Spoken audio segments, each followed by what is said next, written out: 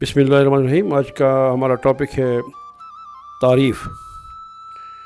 اگرچہ کسی کی شخصیت کے جانچنے کے کئی پیمانے ہیں، لیکن ایک یہ بھی ہے کہ اس کی پسند، ناپسند اور اس کے عمل کو دیکھ کر بھی کچھ نہ کچھ کہا جا سکتا ہے۔ بعض قلم کار لکھنا پسند کرتے ہیں تو بعض پڑھنا، کوئی شاعری کرتا ہے تو کوئی نثر، کوئی مزاح لکھتا ہے تو کوئی کارٹون تخلیق کرتے ہیں۔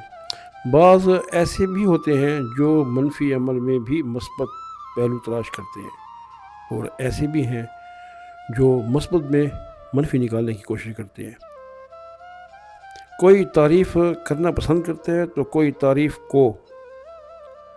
ان سب کے علاوہ جو کچھ نہیں کر پاتے انہیں ناقدین کہتے ہیں، جو اس لیے بھی قابل رحم ہوتے ہیں کہ وہ بدقسمتی سے مثبت سوچ سے عاری ہوتے ہیں اور ہم وقت تعمیری کام میں بھی تخریب کا عنصر ڈھونڈتے رہتے ہیں۔